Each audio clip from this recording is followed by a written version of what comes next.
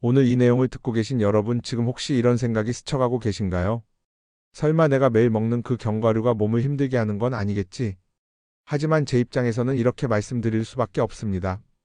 당신이 좋은 음식이라고 믿어온 것들 가운데에는 오히려 쉰살 이후에 몸을 지치게 하는 것들이 많습니다.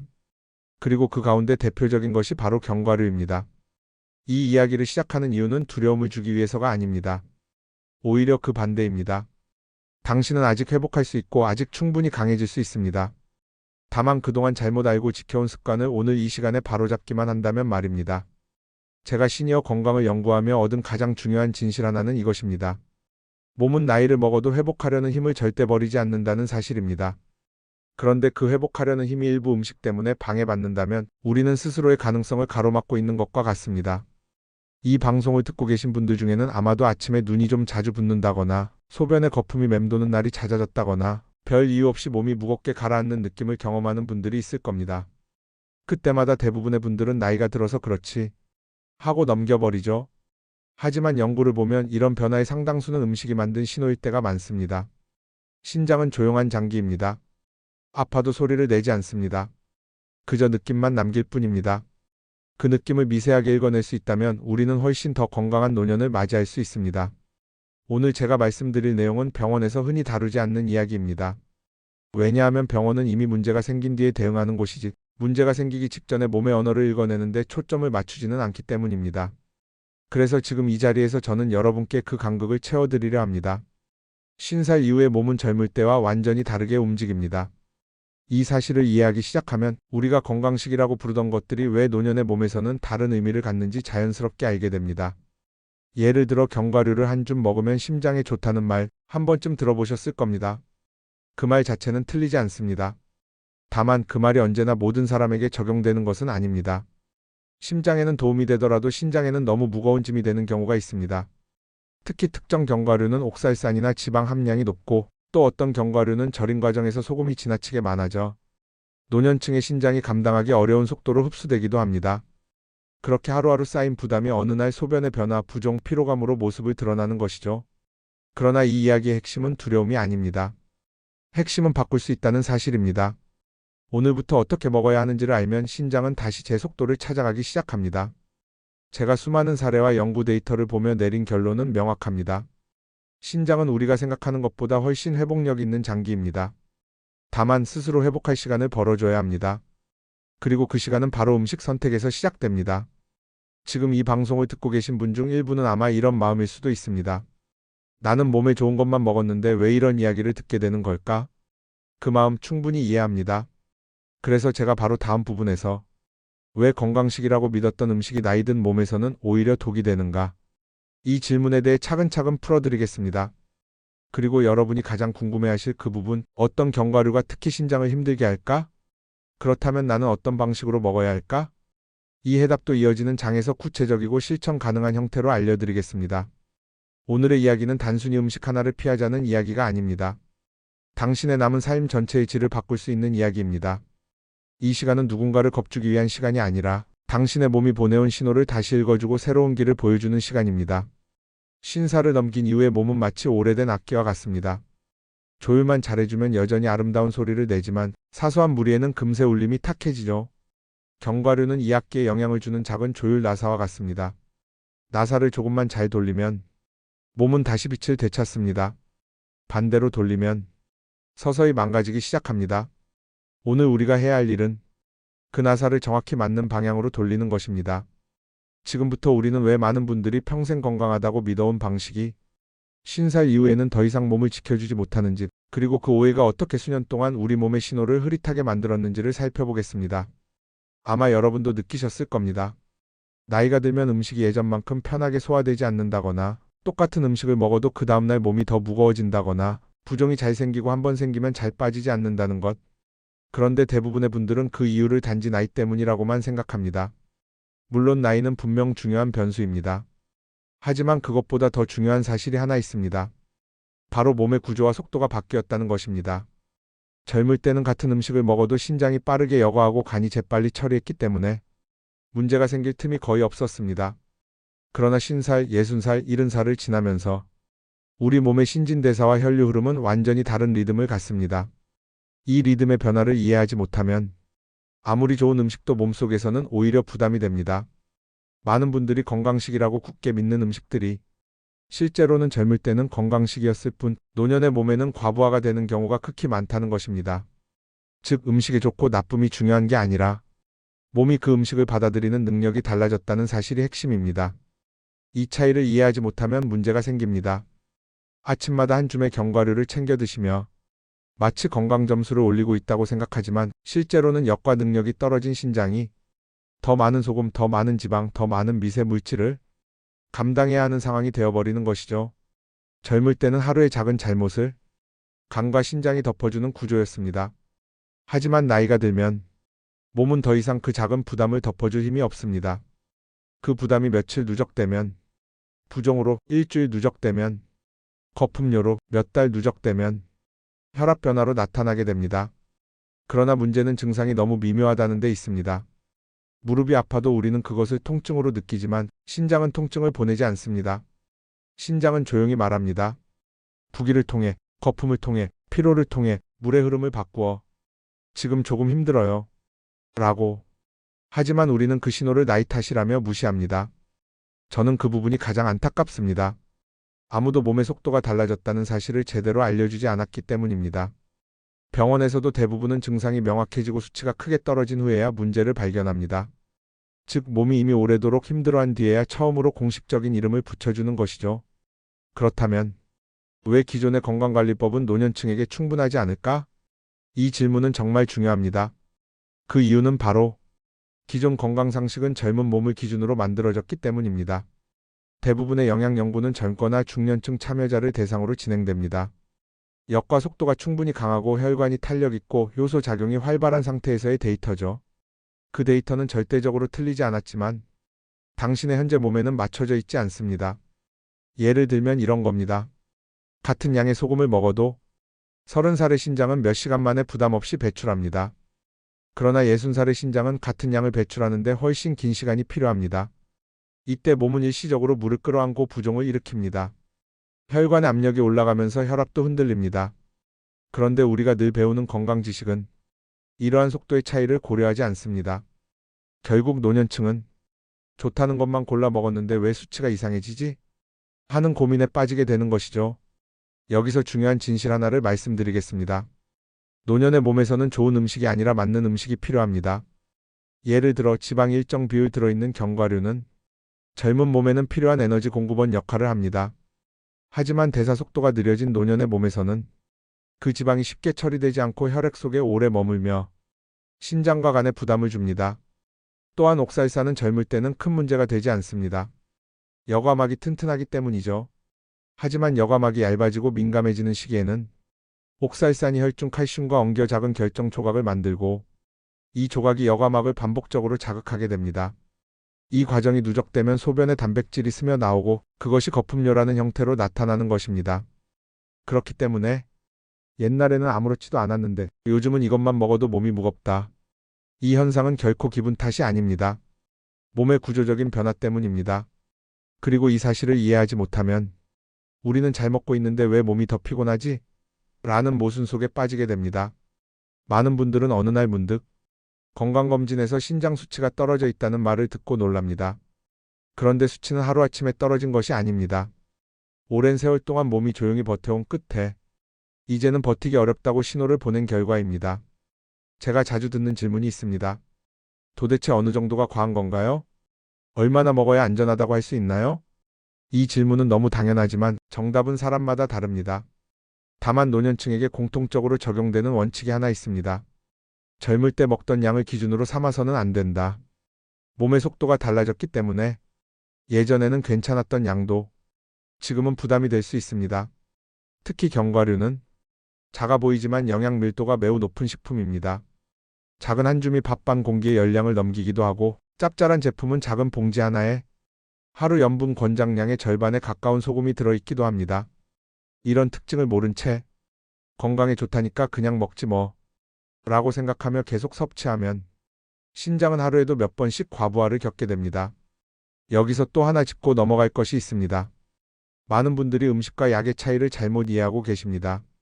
사람들은 약만이 몸에 부담을 준다고 생각하지만 연구 결과를 보면 음식도 약과 동일한 강도로 몸에 영향을 줍니다. 특히 망가진 장기에는 더욱 그렇습니다. 즉, 음식은 몸을 살리는 약이 될 수도 있고 몸을 지치게 하는 약이 될 수도 있습니다. 이제 우리에게 필요한 것은 옳은 약을 고르는 안목입니다. 이 지점을 이해하시면 왜 저는 견과류 이야기를 이렇게 길게 설명하는지 저절로 납득되실 겁니다. 견과류 자체는 나쁘지 않습니다. 하지만 당신의 몸이 받아들일 수 있는 방식으로 먹지 않는다면 그 순간부터는 건강식이 아니라 부담이 됩니다. 이제 시니어분들의 신장을 가장 지치게 만드는 대표적인 3가지 견과류를 설명드릴 예정입니다. 이 부분은 많은 분들의 오해를 풀고 오늘 이후의 식단을 단번에 바꿔줄 매우 중요한 내용입니다. 잠시 깊게 숨을 들이마시고 마음을 준비하세요. 우리가 평생 건강식이라고 믿어온 음식들이 왜 때로는 몸을 힘들게 하는지 그 진짜 이유를 밝히는 순간이 다가왔습니다. 이제 우리는 이 이야기의 핵심으로 한 걸음 더 들어갑니다. 많은 분들이 궁금해하십니다. 도대체 어떤 견과류가 신장을 지치게 만든다는 건가요? 왜 평생 몸에 좋다던 음식이 나이가 들면 오히려 무겁게 작용하나요? 지금부터 그 답을 차근차근 풀어드리겠습니다. 다만 분명히 말씀드립니다. 이 내용은 특정 음식을 비난하기 위한 것이 아닙니다. 그 음식이 나쁜 음식이라서가 아니라 나이 든 몸이 받아들이는 방식이 달라졌기 때문입니다. 저는 이 사실을 누구보다 조심스럽고 깊이 있게 다루고 싶습니다. 왜냐하면 많은 분들이 그동안 스스로 좋은 습관이라 믿고 지켜온 것들이 사실은 몸의 속도와 어긋났던 것뿐이기 때문입니다. 이 잘못된 정보의 빈틈을 채우는 것이 오늘 제 역할입니다. 우리가 흔히 고급스러운 맛이라며 즐겨 먹는 몇몇 견과류에는 옥살산이라는 성분이 상당히 많이 포함되어 있습니다. 옥살산 자체는 자연에서 흔히 발견되는 물질이지만 문제는 나이가 들수록 이 물질을 처리하는 능력이 떨어진다는 점입니다. 신장은 여과막이라는 아주 섬세한 구조로 이루어져 있습니다. 이 구조는 깨끗한 물이 흐르는 정원의 채처럼 부드럽고 얇습니다. 젊을 때는 이체가 탄력이 있어 옥살산이 잠시 닿아도 잘 버팁니다. 하지만 50살, 60살을 지나면서 이체는 점점 더 민감해지고 조금만 자극을 받아도 미세한 상처를 내기 쉽습니다. 옥살산은 혈액 속 칼슘과 쉽게 엉겨 작은 결정 조각을 만들어내는데 이 조각은 단단하고 뾰족합니다. 이 조각들이 여과막을 반복해서 스치고 긁고 지나가면 여과막이 아주 미세하게 손상되고 그 틈으로 단백질이 스며 나오기 시작합니다. 그 스며 나온 단백질이 바로 아침마다 변기에 남는 거품의 정체입니다. 문제는 옥살산이 한번 들어왔다 나가는 데서 끝나지 않는다는 점입니다. 오늘 먹은 옥살산은 내일 배출될 수도 있지만 일부는 사구체 근처에 머물며 반복적인 자극을 주게 됩니다. 이 자극이 누적되는 시간이 바로 수년이고 그래서 많은 분들이 몇 달 전까지만 해도 멀쩡했는데 갑자기 소변에 거품이 생겼어요. 라고 말씀하시는 것입니다. 갑자기 생긴 것이 아니라 누적된 것입니다. 오늘의 작은 선택들이 쌓여 어느 날 표면으로 올라온 것뿐입니다. 몸이 옥살산을 처리하는 능력이 떨어지는 시기는 대개 50대 중반부터 시작됩니다. 그러나 대부분의 분들은 그 사실을 모르고 여전히 젊었을 때와 동일한 속도로 견과류를 먹습니다. 이것이 신장 부담의 첫 번째 이유입니다. 아마 이런 경험 있으실 겁니다. 기름에 살짝 볶은 견과류, 소금으로 간한 제품, 달콤한 코팅이 된 봉지 견과류. 손이 참 쉽게 가죠. 작은 봉지 하나 정도는 간식이라며 부담 없이 드실 때가 많을 겁니다. 하지만 연구를 보면 이 가공된 견과류에는 생각보다 많은 염분과 단순당, 기름이 숨어 있습니다. 작은 봉지 하나에 하루 권장량의 절반이 넘는 염분이 들어있는 경우도 있습니다. 문제는 노년의 몸에서는 이 염분을 배출하는 속도가 대단히 느리다는 것입니다. 신장은 염분을 빠져나가게 하기 위해 혈류 속에서 물을 끌어와 희석하려 하지만 이 과정에서 혈압이 올라가고 부종이 생기고 심지어 밤에 소변을 자주 보게 되기도 합니다. 그러나 많은 분들은 이 증상들을 피곤해서 그런가 하고 넘겨버립니다. 하지만 이때 신장은 아주 분명한 말을 하고 있습니다. 지금 들어온 염분을 감당할 수 없어요. 조금만 천천히 주세요. 저는 수많은 고령층 연구 결과를 보며 한 가지 확실한 결론을 얻었습니다. 나이가 들면 염분은 음식의 양보다 속도가 문제다. 천천히 소량으로 들어오면 그럭저럭 감당하지만 짧은 시간에 많은 염분이 들어오면 신장은 그 순간부터 과부하 상태가 됩니다. 가공 땅콩이나 양념 견과류를 드신 다음 날 유독 얼굴이 부어 보이거나 손가락이 둔탁하게 느껴지거나 오래 서 있지 않았는데도 발목이 붓는다면 그건 나이가 들어서가 아니라 신장이 수분 조절을 제대로 못한 신호입니다. 세 번째 문제는 지방입니다. 특정 견과류는 지방 함량이 매우 높으며 작은 한 줌이 밥 한 그릇과 비슷한 열량을 냅니다. 젊을 때는 간과 근육이 이 지방을 재빨리 태워 소비하지만 노년의 몸에서는 대사 속도가 확연히 느려집니다. 즉, 들어오는 속도는 빠른데 태우는 속도는 느립니다. 그 결과 지방이 혈액 속에 오래 남습니다. 혈액이 지방으로 걸쭉해지면 신장은 그 혈액을 여과하는 데 훨씬 더 많은 힘을 써야 합니다. 혈압이 올라가고 역과 속도가 떨어지고 톡소 배출이 늦어집니다. 이 과정을 하루 이틀만 놓고 보면 큰 문제가 없어 보이지만 몇 달만 이어져도 몸은 피로감을 보내기 시작합니다. 산소 운반 능력이 떨어지고 어지럼증이 증가하고 전반적인 컨디션이 내려앉습니다. 그리고 어느 순간 검사표의 역과율이 낮아진 숫자로 나타나게 되는 것입니다. 이 세 가지 원리를 설명드리면 많은 분들이 이런 반응을 보입니다. 그럼 견과류를 아예 먹지 말라는 건가요? 절대 그렇지 않습니다. 제가 드리고 싶은 메시지는 그 반대입니다. 견과류는 제대로 먹으면 신장을 지키는 데 도움이 되는 소중한 식품입니다. 문제는 무엇을 먹느냐가 아니라 어떻게 먹느냐, 그리고 누가 먹느냐입니다. 젊었던 시절의 건강 상식은 지금의 당신에게 맞지 않습니다. 그 상식은 젊은 몸을 기준으로 만들어졌기 때문입니다. 이제 우리는 새로운 기준을 만들어야 합니다. 지금의 몸을 위한 건강 상식이 필요합니다. 여기에는 구조적 이유가 있습니다. 신장은 하루에 엄청난 양의 혈액을 거르며 1년 내내 평생 쉬지 않고 일합니다. 심장보다 더 자주 움직이고 간보다 더 많은 부담을 견딥니다. 그런데 견과류가 가진 성분들은 신장이 처리해야 하는 항목들, 즉 염분, 지방, 옥살산, 단백질, 찌꺼기 등과 직접적으로 연관되어 있습니다. 젊은 몸은 이 모든 부담을 탄력으로 해결했습니다. 나이 든 몸은 이 부담을 힘으로 해결해야 하는데 그 힘이 예전만 같지 않습니다. 특히 신장은 노화가 가장 빠르게 나타나는 장기 중 하나입니다. 많은 분들이 간이나 심장을 걱정하지만 실제로는 신장이 훨씬 먼저 피곤해집니다. 그 이유는 단순합니다. 신장은 혈관의 집합체이기 때문입니다. 혈관이 조금만 굳어져도 역과 속도가 급격히 떨어집니다. 혈관이 조금만 좁아져도 신장은 필요한 만큼의 혈액을 받아들이지 못합니다. 그런 상태에서 염분이 높은 음식, 지방이 많은 음식, 옥살산이 포함된 음식을 동시에 섭취하면 신장은 밤새 무리하게 됩니다. 어떤 분들은 이렇게 말합니다. 나는 견과류를 한 줌 먹었을 뿐인데요. 하지만 신장의 입장에서는 그 한 줌이 칼로리, 염분, 지방, 미세 성분으로 나누어진 수백 개의 처리 항목이 됩니다. 젊을 때는 이 항목들을 한 번에 수십 개씩 처리했지만 지금은 하나하나 천천히 다뤄야 합니다. 이 속도 차이 때문에 견과류가 노년층에게는 오히려 무거운 음식이 되는 것입니다.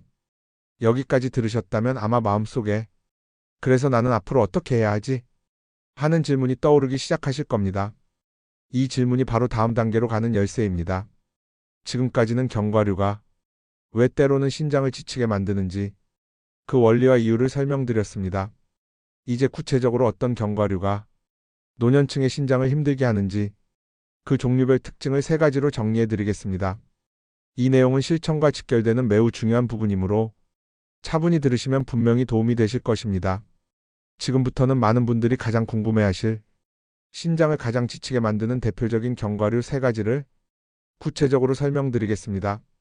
우리가 흔히 몸에 좋다고 믿어온 음식들이지만 50살 이후의 몸에서는 아주 다른 반응을 일으킬 수 있습니다. 그 차이를 이해하는 것이 당신의 신장을 지키는 첫 걸음입니다.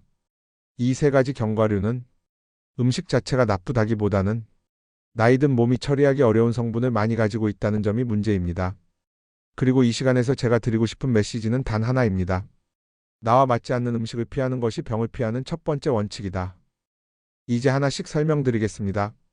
우리가 평소 간식으로 즐겨 먹는 견과류 가운데에는 옥살산이 유독 높은 것들이 있습니다.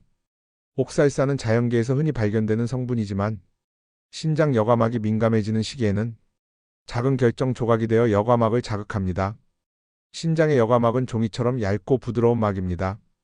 이 막은 혈액에서 노폐물만 걸러내고 단백질과 같은 중요한 물질은 다시 몸으로 돌려보내는 역할을 하죠.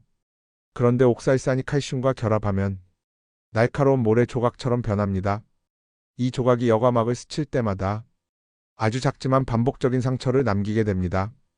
이 상처가 반복되면 여과막이 조금씩 벌어지기 시작하고 그 틈으로 단백질이 새어나옵니다. 결국 이것이 거품료로 나타나는 것이죠. 문제는 대부분의 분들이 그냥 물살이 새서 거품이 생긴 걸 거야 라고 넘기는 데 있습니다. 그러나 연구를 보면 거품이 오래 남는 경우는 대부분 단백질이 섞여 있는 신호입니다. 옥살산 함량이 높은 견과류를 장기간 섭취하면 나이 든 신장에서는 이 미세 손상이 훨씬 빠르게 진행됩니다. 젊은 몸은 이 손상을 금세 회복하지만 60살 이후의 몸에서는 회복 속도가 너무 느려 한 번에 무리가 몇 주 동안 회복되지 않고 남을 수도 있습니다. 그래서 옥살산이 높은 견과류는 노년층에게 가장 조심해야 할 첫 번째 요인이 됩니다. 두 번째로 신장을 지치게 하는 견과류는 가공된 제품들입니다. 간장에 절이거나 소금이 과하게 들어가거나 달콤한 시럽으로 코팅된 제품들은 맛은 좋지만 신장에는 아주 무거운 부담이 됩니다. 이 가공 견과류의 문제는 두 가지입니다. 첫째, 염분이 지나치게 높다는 것. 노년층에서 염분은 신장이 가장 처리하기 힘든 물질 중 하나입니다. 염분이 갑자기 많이 들어오면 몸은 혈액을 희석하려고 물을 붙잡습니다. 이 과정에서 얼굴이 붓고 눈 아래가 무거워지고 아침마다 손가락이 둔탁하게 부어오릅니다. 이것은 단순한 부기가 아니라 지금 신장이 역할을 제대로 못하고 있습니다. 라고 몸이 보내는 구조 신호입니다. 둘째, 단순당이 빠르게 흡수된다는 점입니다. 달콤한 땅콩이나 코팅된 아몬드는 먹을 때는 별것 아닌 것처럼 느껴지지만 혈당을 갑자기 올리고 그 혈당을 처리하느라 신장은 또다시 무리하게 됩니다. 특히 밤에 이런 간식을 드시는 분들이 많습니다. 이때가 가장 위험합니다. 밤에는 신장이 낮보다 천천히 일합니다. 그런데 이 시간에 염분과 당분이 들어오면 신장은 밤새 쉬지 못하고 다음날 아침까지 부기로 이어집니다. 가공 견과류는 맛과 편의성 때문에 많은 분들이 즐겨 드시지만 노년층에게는 이 맛이 곧 신장 부담의 신호가 될 수 있습니다. 세 번째로 조심해야 할 견과류는 포화지방과 단일지방산이 높은 종류들입니다. 이 견과류들은 적은 양에도 많은 에너지를 가지고 있습니다. 작은 한 줌이 밥 반 공기 이상의 열량을 내기도 합니다. 젊을 때는 이 지방을 금세 태우지만 나이가 들면 이야기의 방향이 완전히 달라집니다. 대사 속도가 떨어지면서 지방이 오랜 시간 혈액 속에 머물게 되고 그 혈액을 신장이 여과해야 합니다. 끈적해진 혈액은 신장 안의 미세한 혈관을 압박하고 역과 속도를 늦추며 결국 독소 축적을 유발합니다. 지방이 많은 견과류를 꾸준히 그리고 공복 상태에서 섭취하면 이 문제는 더욱 크게 나타납니다. 공복 상태의 몸은 흡수 속도가 빨라져 지방을 더욱 빠르게 혈액으로 보냅니다. 이때 신장은 느려진 속도로 그 지방을 처리하려고 애쓰지만 이미 부담은 시작된 상태입니다. 이런 과정이 몇 달 반복되면 몸은 다음과 같은 신호를 보냅니다. 몸이 쉽게 지치고 평소보다 숨이 가빠지고 식후 졸음이 심해지고 밤에 자주 깨며 아침마다 머리가 무거워집니다. 이 모든 증상은 단순한 노화가 아니라 신장이 보내는 작은 목소리입니다. 그럼 견과류를 아예 먹지 말아야 할까? 절대 아닙니다. 견과류는 잘만 먹으면 신장, 혈관, 뇌 건강에 도움을 주는 훌륭한 식품입니다. 문제는 종류, 양, 타이밍, 방식입니다. 신장은 조용하지만 섬세한 리듬을 가진 장기입니다. 이 리듬을 해치지 않는 방식으로 견과류를 섭취하면 오히려 몸을 든든하게 유지하는 데 도움을 줍니다. 그래서 지금부터는 어떤 견과류가 부담이 되는가? 라는 질문을 넘어 그렇다면 어떻게 먹어야 하는가? 이 답으로 넘어갈 시간입니다. 앞서 설명드린 세 가지 문제점을 바탕으로 세 가지 핵심 원칙을 정리했습니다. 첫째, 생견과류를 우선하라. 소금, 시럽, 오일 코팅이 된 제품은 맛은 강하지만 부담도 강합니다. 가능하면 생견과다 약불에 살짝 볶은 정도의 자연식에 가까운 형태를 선택하세요. 둘째, 하루 손바닥 한 평면 크기만큼. 견과류는 자연식이라고 해서 많이 먹어도 되는 음식이 아닙니다. 한 줌이면 충분합니다. 그 이상은 신장의 처리 속도를 떨어뜨리고 부종과 피로를 유발할 확률을 높입니다. 셋째, 공복 섭취 금지. 아침 공복에 견과류를 드시는 분들이 많지만 이 습관은 신장 부담을 가장 빠르게 유발합니다. 반드시 식후에 가능하면 물과 함께 드시는 것이 좋습니다. 많은 분들이 과연 이것만으로 변화가 생길까?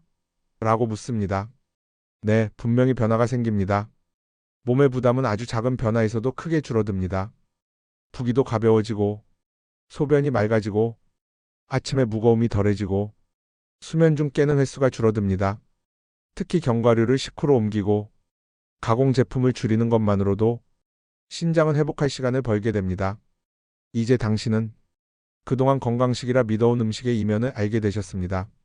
앞으로는 훨씬 더 현명한 선택을 하실 수 있습니다.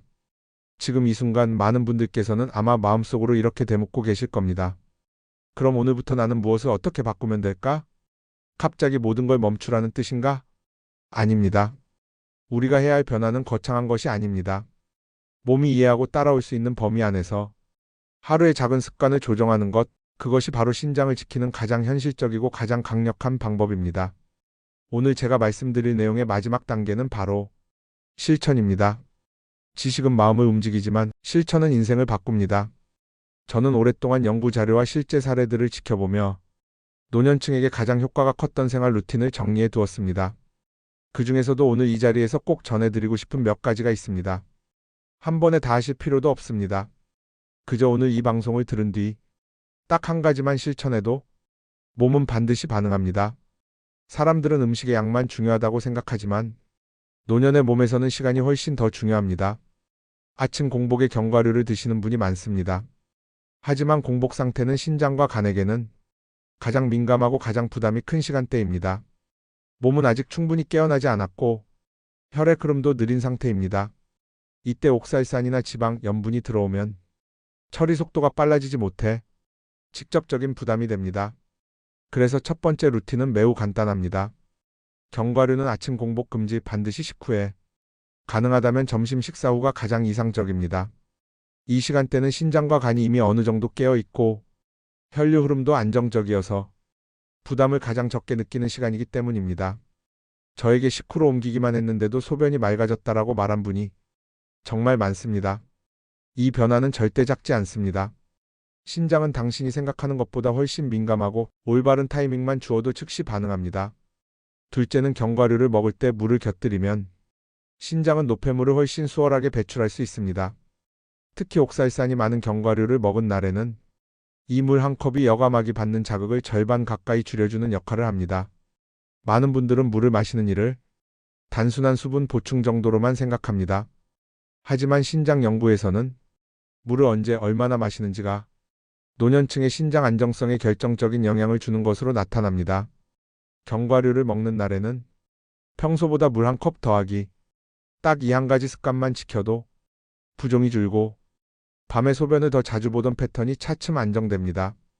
당신의 몸은 작은 변화를 결코 가볍게 넘기지 않습니다. 몸은 그 변화를 기억할 뿐 아니라 그 변화에 반응합니다. 세 번째는 매우 중요한 실천입니다. 우리가 편의점이나 마트에서 쉽게 살 수 있는 소금 시럽 기름으로 처리된 견과류는 노년층에게 매일 먹는 음식이 아니라 가끔 먹는 음식으로 재분류되어야 합니다. 그 이유는 단순합니다. 가공된 성분은 신장이 처리하는 속도보다 흡수되는 속도가 빠르기 때문입니다. 즉, 몸이 감당할 준비가 되기 전에 부담이 먼저 들어오는 구조입니다. 많은 분들이 이렇게 말합니다. 나는 적게 먹는데 왜 부어요? 많이 먹는 것도 아닌데 몸이 피곤해요. 이런 증상은 양이 아니라 성분의 형태와 속도의 문제일 가능성이 큽니다. 그래서 가공 견과류는 주간 섭취량을 확 줄이는 것이 좋습니다. 자연식에 가까울수록 몸은 편안하다. 이 원칙을 기억해 주세요. 네 번째, 많은 분들이 더 먹어야 더 건강해진다고 믿습니다. 특히 견과류는 몸에 좋다는 이미지가 강하기 때문에 더 쉽게 지속해서 많이 먹게 됩니다. 하지만 노년층에서는 섭취량이 늘어날수록 신장은 더 민감하게 반응합니다. 한 줌이 적어 보일지 몰라도 견과류는 에너지 밀도가 매우 높습니다.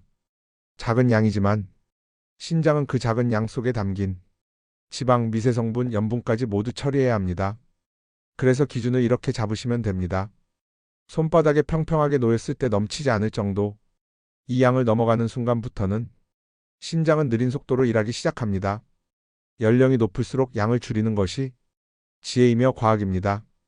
다섯 번째, 노년의 몸은 말하지 않지만 확실히 알려줍니다. 부기, 거품료, 아침의 무거움, 밤에 자주 깨는 패턴, 원인 없는 피로. 이 모든 것이 신장이 보내는 신호입니다. 이 신호를 정확히 읽는 첫 번째 방법은 기록입니다. 견과류를 어느 날 먹었는지, 그날 밤 화장실에 몇 번 갔는지, 다음날 아침 얼굴이 부었는지, 평소보다 피로감이 심했는지, 이 네 가지만 기록해도 일주일 뒤에는 당신의 몸이 어떤 견과류를 좋아하고 어떤 견과류를 버거워하는지 명확히 드러나기 시작합니다. 몸은 모든 정보를 알고 있습니다. 문제는 우리가 그 정보를 읽지 않았다는 것뿐입니다. 많은 연구에서 신장은 혈류가 좋아질 때 가장 안정적으로 기능을 회복합니다. 고강도 운동이 필요한 것이 아닙니다. 15분 정도의 가벼운 걷기, 이 정도면 충분합니다. 걷기만으로도 신장으로 흐르는 혈액이 개선되고 미세혈관의 압력이 안정되며 여과막이 받는 부담이 줄어듭니다. 특히 견과류를 먹는 날은 평소보다 5분만 더 걸어보십시오. 신장은 그 시간을 회복의 신호로 받아들입니다. 밤에 신장은 낮보다 천천히 일합니다. 그래서 야간 탈수가 오면 신장은 2배의 노력을 들여야 합니다. 잠들기 전 따뜻한 물 한 컵은 신장을 부드럽게 적셔주고 밤새 무리하지 않도록 돕는 작지만 강력한 습관입니다. 이 습관을 시작한 뒤 새벽에 깨는 횟수가 줄었다. 아침 피로가 덜하다. 라고 말하는 분들이 많습니다. 오늘 우리가 배운 핵심은 이 세 가지입니다. 첫째, 나이가 들면 몸의 속도가 느려지고 젊을 때 건강식이던 음식도 신장에는 과부하가 될 수 있다. 둘째, 견과류는 종류, 방식, 타이밍의 문제이며 이 세 가지를 조절하면 오히려 신장에 도움이 되는 훌륭한 음식이 된다. 셋째, 작은 변화 하나가 몸 전체의 회복 속도를 바꾼다. 여러분, 오늘 이 이야기는 두려움을 전하기 위한 이야기가 아닙니다. 몸이 보내온 신호를 정확히 읽기 위한 이야기입니다. 몸은 언제나 우리 편입니다. 한 번도 우리를 배신한 적이 없습니다. 우리가 그 신호를 알아듣지 못했을 뿐입니다. 오늘 이후의 삶은 당신의 선택에 따라 바뀝니다. 음식 하나를 고르는 습관이 당신의 신장을 지키는 첫 번째 행동입니다. 오늘 이 시간을 끝까지 들어주신 여러분 감사합니다. 몸은 나이를 먹어도 회복하려는 마음만큼은 절대 늙지 않습니다. 오늘 배운 작은 원칙 하나만 실천해도 당신의 신장은 분명히 더 편안해질 것입니다. 다음 시간에 다시 뵙겠습니다.